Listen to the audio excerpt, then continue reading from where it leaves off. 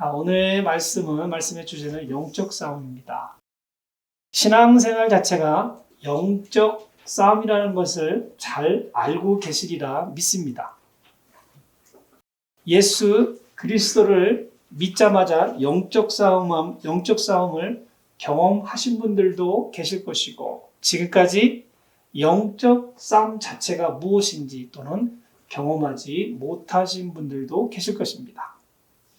영적 싸움은 기술적인 싸움이 아니고 각 성도의 마음속에 의지와 믿음이 하나님의 말씀을 받아들이는 과정에서 나타나는 내면적인 싸움입니다. 의사가 환자를 대할 때 돈이나 부를 쌓으려는 의지가 강하다면 겉만 의사일 뿐일 것입니다. 그러한 이기적인 의사를 평할 때 사람 고치는 기술자랍니다. 제가 왜 갑자기 의사 이야기를 한 것은, 의사는 육체의 질병을 치료하는 고귀한 직업이기 때문입니다. 의사들이 이타적인 헌신이 없다면 여기 있는 우리가 과연 몇 명이나 앉아 있을 수 있겠습니까? 더불어 사람에게는 보이지 않는 병들이 있다는 것입니다. 소위 마음의 병입니다. 마음의 병을 심하게 앓는 사람들에게 때로는 심한 후유증을 앓는 사람들이 더불어 있습니다. 후유증의 결과로 사람들은 제대로 사회생활을 할 수 없을 정도로 정신이 피폐해집니다. 대표적인 것들로는 외상 후 스트레스 장애, 우울증, 불안 장애, 자존감 부족, 대인기피증, 정서적 자극에 대한 과잉 반응 등을 이렇게 다양하게 앓고 있습니다. 이런 병은 정신과나 전문 상담자들을 통해 치료합니다. 심각한 경우에는 약물로 치료하기도 하고 최면요법으로 또는 외부와 격리시켜 조치를 통한 치료법을 사용하기도 합니다. 그러나 현대의학으로는 이러한 병들을 완전 치료는 불가능합니다. 또한 환자 스스로 노력한다 하여도 완치될 수는 없습니다. 약물을 통해 뇌 활동을 저하시켜 강제로 의식을 가라앉히는 정도가 현대적 치료입니다. 과거보다는 현대에 갈수록 이러한 병들은 사회적으로 심각한 현상이 되어 지금 일반화되어 가고 있습니다. 우리 주변에 가까이 있는 가정 중 제법 많은 가정들에 속한 사람들이 이러한 질병들을 앓고 있습니다. 사람들이 많은 곳에서 총기 난사가 자주 일어나는 것은 바로 마음의 병으로 나타나는 대표적인 원인이기도 할 것입니다.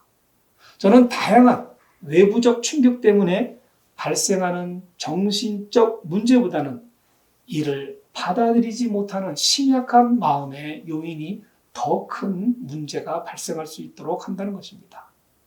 치열한 경쟁사회 속에서 때로는 불행한 가정 환경에서 육체의 병을 앓기도 하고 마음의 병이 발생합니다. 이 병들을 치료하기 위해서는 좋은 의사와 좋은 병원을 찾는 것이 최선일 것입니다. 이처럼 사람은 평생을 병마에 휘둘리며 사는 나약한 존재입니다. 그런데 가짜 약을 진짜 약이라 속여도 병이 낫는 희귀한 능력이 있는 것 사람입니다. 의사의 오진으로 인해 죽을 병에 걸렸다면 건강한 사람도 반드시 나약한 마음 때문에 죽습니다. 특히 비신자들은 마음을 평안하게 유지할 수 있는 마음의 조절 장치가 없어 정신적 문제에 부닥치면 매우 버거워합니다. 비신자들은 소망을 품고 사는 것이 아니라 꿈을 품고 살기 때문입니다. 소망은 일반적으로 무언가 원하는 것을 바라는 것입니다. 이는 현재 상황에서 얻고자 하는 목표나 성취하고자 하는 것을 의미합니다. 소망은 현실적이고 실현 가능한 것에 기반을 두고 있습니다. 예를 들어 미래의 특정 직업에 종사하고 싶다거나 특정 목표를 달성하고자 하는 욕망이 소망에 해당할 수 있습니다. 성경에서 소망은 종종 영적인 특성과 미래에 대한 기대와 연관을 시켜줍니다. 예를 들어 십자가에서 부활하신 예수 그리스도의 부활은 기독교인들에게 새로운 생명과 영원한 삶에 대한 소망을 제공하는 것입니다.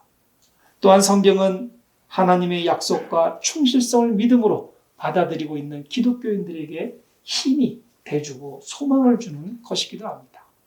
한편 꿈은 주로 상상력과 비전을 의미합니다.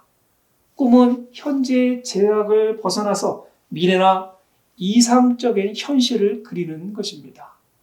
때로는 실현 가능성이 낮거나 현실 가능하지 않는 것들을 포함합니다. 긍정적인 것은 꿈은 우리의 창의력과 비전을 표현하는 방식이며 종종 우리의 실현 가능한 소망을 추구하는 동기부여를 주기도 합니다. 자, 요약하자면 소망은 현재와 미래 사이에 다리 역할을 하며 현실적인 목표와 성취에 초점을 맞춥니다. 반면에 꿈은 우리의 상상력과 비전을 표현하는 것이며 종종 현실과는 상당히 다른 이상적인 상황을 포함하고 있다는 것입니다. 비신앙인과 신앙인의 차이점은 생각하는 것이 이처럼 엄청난 차이가 있습니다. 삶의 방식이 다르고 삶의 목표가 이렇게 현저하게 다릅니다. 또한 현실 세계에서 겪게 되는 온갖 어려움에 처하여도 너무나 상반되게 행동하게 됩니다. 비신앙인은 어려움을 우연한 사건이나 인생의 불행한 부분으로만 여깁니다. 그러나 신앙인은 어려움을 하나님의 시험, 성장의 기회 또는 영적 성숙의 과정으로 받아들입니다. 어려움을 믿음의 시련으로 받아들이며 하나님의 계획에 따라 더욱 굳건한 신앙생활을 할 수 있다고 믿는 것입니다. 비신앙인은 공경에 처하면 대체적으로 가족, 친구, 전문가, 역술가들을 찾아 해결하라 합니다. 때로는 자신의 내면적인 힘이나 사회적 지원에 의존하려는 경향도 있습니다. 그러나 신앙인은 기도, 신앙상담, 하나님의 말씀과 함께 영적으로 어려움을 해결하려 합니다. 신앙인은 영적인 성장과 하나님과의 관계를 통해 의미를 찾을 수 있다고 믿기 때문입니다. 분명 비신앙인과 신앙인과는 어려움을 해결하자는 접근 방식이 다릅니다. 신앙인 견지에서 판단하자면 신앙인은 사회적 어려움을 내적 평화를 통해 가정에는 행복을, 이웃에게는 도움의 손길로 세상에는 평화로움을 전달하는 하나님의 전령자이라고 저는 자부하고 싶습니다. 그런데 죄송하게도 비신자에서 신자가 되면 한 가지 더 직면해야 하는 것이 있습니다. 비신앙인 세계에서는 결코 경험할 수 없는 영적 싸움입니다. 영적 싸움은 신앙인이라면 아무도 피할 수 없습니다. 믿음이 약한 분에게는 약하게, 믿음이 강하면 더 강한 영적 싸움을 하게 됩니다. 그래서 교회는 항상 싸움이 많고 시끄러운 이유입니다. 세상보다 교회가 더 시기 질투가 강합니다. 성도님들이 생각하기에 이게 무슨 영적 싸움이냐 하는 시시콜콜한 모든 것들이 나중에는 교회가 갈라지게 하는 원인이 되며 목회자와 성도들 간의 불화의 씨가 되기도 합니다. 영적 싸움은 영적 타락을 시켜 교회를 갈라지게 만들고 하나님과의 관계를 멀어지게 하는 것이 가장 우선입니다. 정리하자면 영적 싸움이란 악한 영들과 세속적인 악들과 싸우는 것입니다. 신앙인들이 영적으로 성장하고 신앙을 지키기 위해 온갖 악한 것들과 싸우는 것을 말합니다. 예수를 믿자마자 우리는 사망과 죄 속에서 탈출하기 때문입니다. 세상 속에서 마귀의 종처럼 살아오다가 그리스도의 제자로 바뀌게 됩니다. 악한 것들은 자신들로부터 벗어나려는 신앙인들을 결코 자유롭게 놓아주지 않습니다. 이처럼 신앙을 갈망하는 예수님의 제자들을 악령이 다시금 자신에게 돌아오도록 끊임없는 괴롭힘을 피할 수 없게 되어 영적 싸움은 피할 수 없게 되는 것입니다. 교회에서 신앙이 좋다는 말을 들으시는 분들이 더러 있습니다.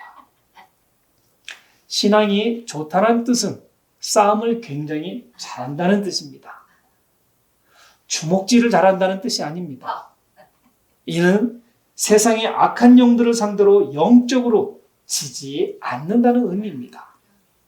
악한 영들만 보면 싸움닭이 되어 반드시 물리치기 때문입니다. 그렇다고 악한 영들이 아주 무서운 얼굴로 우리 성도님들 앞에 나타나는 것이 아닙니다. 그들은 때로는 점잖은 신사로, 때로는 아름다운 여인으로 나타날 수 있습니다. 영적인 교회는 깊은 신앙인들로 인해 그나마 세상보다 안전한 영적 피난처가 되는 것입니다. 다시 한번 강조합니다. 신앙인이 되면 영적인 싸움을 피할 수 없습니다. 세상의 공중권세를 잡은 악한 것들이 신앙인들의 선행을 너무 싫어하기 때문입니다. 예수님은 공생애를 시작하기 전부터 사단들의 온갖 시험과 유혹에 하나님의 말씀으로 이겨내셨습니다. 이것이 영적 싸움의 전형적인 모범입니다. 예수 그리스도를 구원자로 믿고 따르는 자들의 모습에서 예수의 모습이 보이기에 악한 영들은 신앙인들을 철저히 무너뜨리고자 하는 것입니다. 신앙인들이 제2의, 제3의 예수가 될까봐 애초부터 싹을 자르려 하는 것입니다. 그러니 신앙의 시작은 24시간 영적 싸움과 연결이 되는 것입니다. 그렇다면 영적 싸움에는 어떤 것들이 있겠습니까? 첫째로 육체적 유혹과의 전투, 둘째 사단과의 전쟁, 셋째 영적 어두운 권세에 대한 전쟁, 넷째 의지와 마음의 전쟁, 다섯째 영적 성장과 믿음의 전쟁 등이 있습니다. 이 5가지에 대해서 말씀을 나누도록 하겠습니다. 들으시면서 성도님들은 어떤 면이 약한지 스스로에게 질문해 보시기 바랍니다. 첫째, 육체적 유혹과의 전투입니다. 신앙인들이 육체적 욕망이나 육체적인 쾌락에 약하다는 의미입니다.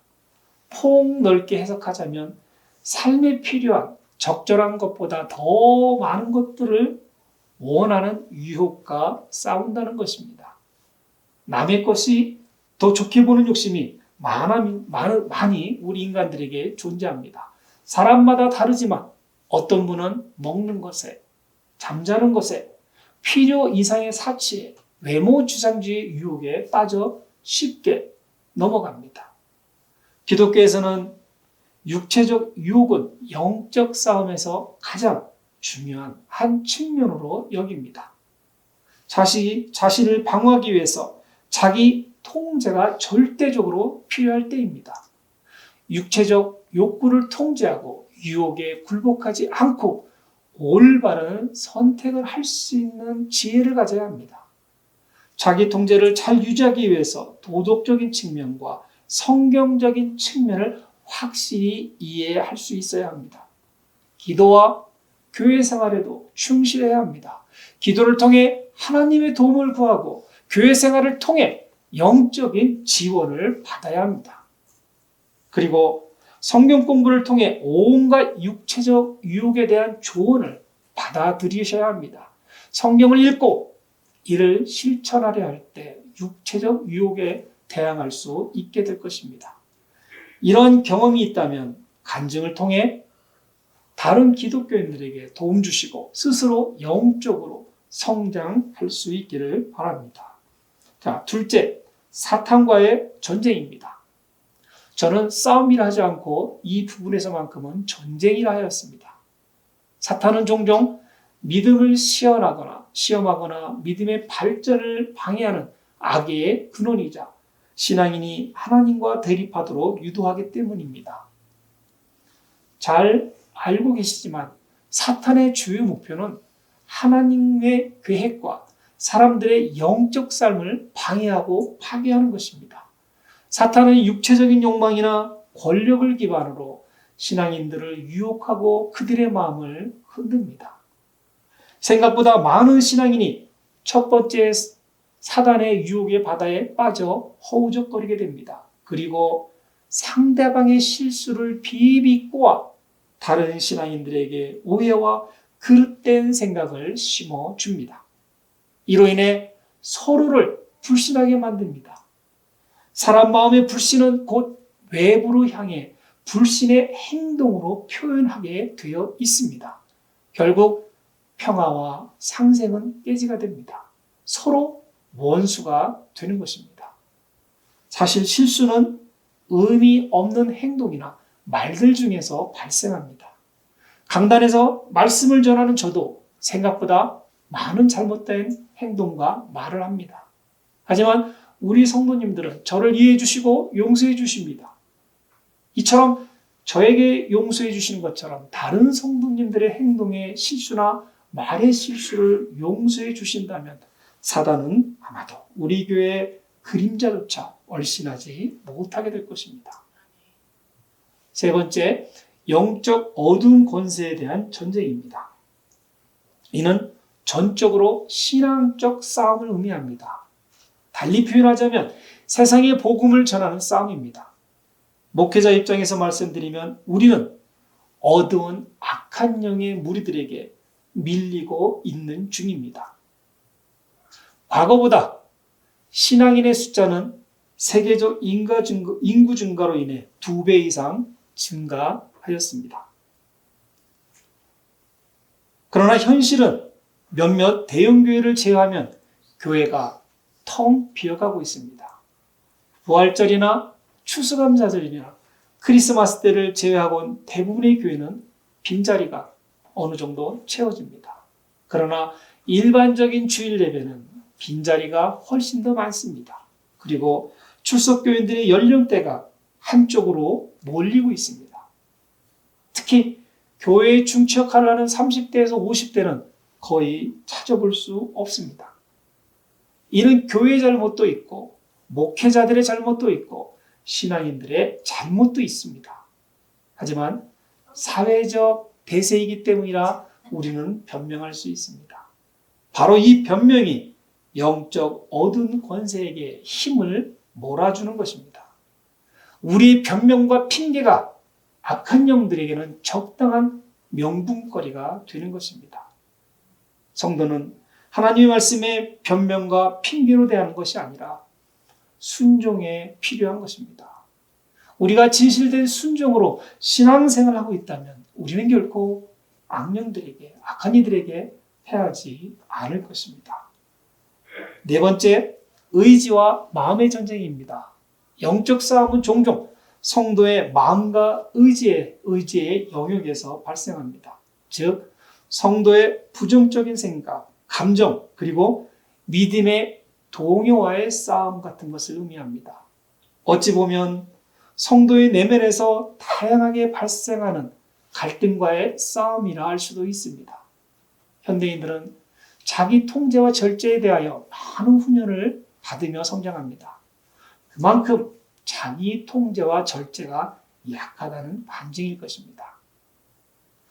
이상하리만큼 주일 전날 부부싸움이 종종 일어납니다. 가정에 갈등이 생깁니다. 또한 가까운 지인들로부터 각종 취미생활이나 스포츠 관람에 참여를 초청받는 유혹을 받게 됩니다. 이런 것들은 단번에 신앙인의 구준의지를 꺾어버리도록 합니다. 나의 마음을 통제할 수 없도록 모든 것이 순식간에 유혹을 받는 쪽을 선택한다는 것입니다. 의지는 기독교적으로는 신앙의 힘과 일치합니다. 마음은 기독교적으로는 죄의 영향을 받는 인간의 내면적인 영향입니다. 영적 싸움에 승리하기 위해서는 성도님들의 의지를 하나님과 관계를 강화하는 것이 유일한 방법입니다. 당연히 기도와 성경 공부를 통해 이루어져야 하는 것입니다. 우리를 이끌어 주시는 성령님의 이끌음을 받게 될 것입니다.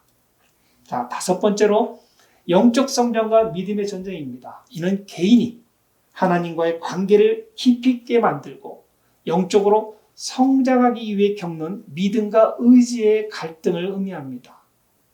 영적 성장은 믿음을 통해 하나님의 영향력을 받아 신앙인의 삶과 성품을 변화시키는 과정입니다. 이 과정을 통해 하나님과의 더 깊은 관계를 형성하고 하나님의 뜻을 더욱 분명하게 이해하며 개인의 성품과 도덕적 특성의 변화를 가지게 됩니다. 믿음의 전쟁은 영적 성장에서 발생하는 도전과 갈등입니다. 우리의 믿음은 종종 시련, 유혹, 역경 등과 맞닥뜨릴 때 시험을 받게 됩니다. 우리는 종종 하나님의 뜻과 우리의 욕망 또는 세상의 가치와 갈등을 경험하기도 합니다. 또한 죄와의 싸움, 두려움과 불안에 대한 믿음에 대한 도전, 세속적인 유혹 등도 믿음의 전쟁을 유발시킵니다. 이를 이겨내기 위해서는 신앙인의 의지를 강화하고 하나님의 말씀을 기반으로 하는 삶을 지속하는 노력들을 해야 한다는 것입니다. 결국 성령의 말씀에 근거하여 기도하고 하나님께 본인의 의지를 의존케 하여 성령의 도움을 받아 믿음을 깊이 있게 성장시킬 수 있도록 하여야 한다는 것입니다. 지금까지 나눈 말씀을 잘 기억해 보시기 바랍니다. 생각보다 영적 싸움은 머리에 뿔 달린 괴물과 싸우는 것이 아닙니다. 얼굴이 무섭게 생기고 덩치가 산만한 괴물과 싸우는 것도 아닙니다. 고린도후서 11장 14절의 말씀도 사탄도 자기를 광명의 천사로 가장한다 했습니다. 그리고 베드로전서 5장 8절의 말씀에 너희 대적 마귀가 우는 사자와 같이 두루다니며 삼킬 자를 찾고 있다 하였습니다. 이에 예수님께서는 시험에 들지 않게 깨어있으라 말씀해 주셨습니다. 오늘 본문의 내용을 집에 가셔서 여러 번 읽어보시기를 권해드립니다. 이는 로마 군사가 전쟁터에 나아갈 때 자신을 보호하기 위하여 항상 함께하는 것들을 하나님의 말씀으로 해석한 것입니다. 로마 군사는 항상 호신용, 방어용, 공격용, 경비용 무기를 지참하고 다녔습니다. 본문 14절에 15절에 전신갑주인 진리 허리띠, 의의 흉배, 평안의 복음의 신을 호신용으로 사용하고 다녔습니다. 진리의 허리띠는 역사신 하나님의 진리를 충실한 믿음으로 내 몸에 한마음이 되도록 하는 것을 의미합니다. 의의 흉배는 목에서 다리까지 가리는 것으로 가슴과 심장을 보호하는 역할을 하는 갑옷입니다. 여기서 의는 올바르고 선하고 도덕적으로 완전함을 의미합니다. 성도는 어떠한 상태에서도 올바르고 선하도록 마음의 평장을 가져야 합니다. 평안의 복음의 신은 때로는 복음의 평화라 번역하기도 합니다. 하나님의 평화와 구원의 소식을 전파하는 사역과 우리 믿음을 항상 견고하게 지켜야 할 것을 의미하고 있는 것입니다. 방어용으로는 본문 16절에 믿음의 방패가 있습니다. 로마 군사는 세로 42인치, 가로 30인치 크기 방패를 항상 가지고 다녔습니다. 이는 자신의 몸을 충분히 가릴 만큼 큰 것입니다. 신앙인들도 자기 몸을 충분히 가릴 만큼의 믿음의 방패를 다니고 있어야 합니다. 그리스도의 능력을 의지하는 온전한 신뢰를 믿음의 방패로 보호해야 한다는 것입니다. 공격용으로는 본문 17절의 구원의 투구와 성령의 검이 있습니다. 투구는 보호용이기도 하지만 때로는 강한 공격력 무기이기도 합니다. 성도는 이미 구원을 얻은 분들입니다. 그래서 보호용이 필요합니다. 그러나 성도는 사단의 공격을 받아치기 위해 공격용 무기도 필요합니다. 이 두 가지를 적절히 사용할 수 있는 것이 바로 투구입니다. 성령의 검은 방어의 기능도 있지만 주로 공격용입니다. 유일한 크리스찬의 공격용 무기이기도 합니다. 이 무기는 오로지 더러운 영, 악한 영들에게 사용하는 것입니다. 경비용으로는 본문 18절의 말씀처럼 수시로 성령 안에서 기도하기, 깨어 항상 힘써 구하기입니다. 여기서 기도는 또 하나의 무기가 아니라 전신갑주를 입고 싸우는 정식, 즉 나의 태도를 의미합니다.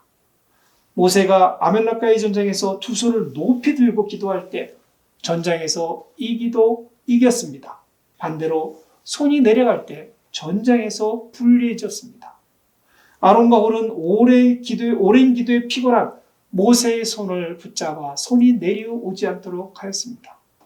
동료 신앙인들도 이와 같이 함께 기도에 전념해야 한다는 것입니다. 그 기도에는 간절함이 있어야 하며 오직 전쟁에서 싸워 이기는 기도뿐만 아니라 범사에 감사할 수 있는 기도가 포함되어야 합니다. 그러기 위해서는 항상 깨어 힘써 구하는 신앙인이 되어야 한다는 것입니다. 지금까지 영적 싸움에 대해 본질적인 것들만 전해드렸습니다. 영적 싸움이 그리 대단한 것도 아니지만 신앙인의 마음을 훔치기에는 충분하다는 것을 이해하셨으리라 믿습니다. 믿음의 성장은 사소한 것을 이해하고 별것 아닌 것 같은 세상의 유혹을 하나님의 말씀과 일치시키며 신앙의 마음으로 대처하는 것입니다. 성도님께서 오늘의 말씀을 듣고 어느 신앙의 부분이 나약한지 판단하실 수 있으실 것입니다. 우리 모두 나약한 부분을 고백할 수 있는 용기와 함께 나약한 믿음을 강한 믿음으로 중보 기도로 세울 수 있기를 바랍니다. 우리는 35주 동안 제자훈련 교제를 통해 말씀으로 훈련을 받다 왔습니다. 마지막 주인 다음 주에는 새 계명으로 36주 동안의 제자훈련의 대단을 마치고 보다 구체적인 말씀들로 새로운 말씀들로 이어갈 것입니다. 때로는 말씀이 성도님들에게 강하게 꽂힐 수도 있고 약하게 전달될 수도 있을 것입니다. 하나님의 말씀에 적합한 신앙생활을 하셨다면 부드러운 전달이 될 수도 있을 것입니다. 반면 하나님의 말씀에 적합한 신앙생활을 하지 않았다면 하나님의 말씀이 검이 되어 성도님들의 믿음을 새로운 모양으로 변화시키도록 조각해 주실 것입니다. 예수를 믿는 것은 작은 예수가 되고자 하는 것입니다. 현대교회 성도들은 의무보다 권리를 내세우고 있기에 교회가 작아지는 원인이 될 수 있다 저는 생각합니다. 이는 개인의 행복만을 추구한 신앙을 가지려는 유혹의 덫에 걸려 있기 때문입니다. 신병이 훈련을 마치면 전쟁터에 나가듯이 하나님의 군사도 어느덧 신앙인이 되었다면 영적 싸움에서 기꺼이 승리할 수 있어야 합니다. 영적 싸움에서 승리한다는 것은 죄와의 전쟁에서 이기는 것이고 성도의 믿음이 깊게 강화되는 것이고 성령의 인도를 받는 신앙인이 된다는 것이고 하나님과의 교류와 교제를 통해 하나님의 지혜와 힘을 우리가 세상을 위해 사용할 수 있다는 것입니다. 영적 싸움에서 꼭 승리하시는 우리 성도님들이 되시길 바랍니다. 특히 오늘은 어머니의 날입니다. 어머니들에 의해서 교회가 발전하고 유지되고 있다는 것에 저는 진심으로 감사를 드립니다. 특별히 가정에 믿지 않는 분들이 있다면 그분들의 구원에 힘쓰시는 어머니들이 되어 주십시오. 저는 성도님들의 영적 싸움을 이길 수 있도록 적극적으로 말씀과 지원과 기도로 항상 뒤에서 응원할 것입니다. 우리 모두 하나님의 아름답고 강건한 군사가 되시기를 주 예수 그리스도의 이름으로 축원드립니다. 아멘.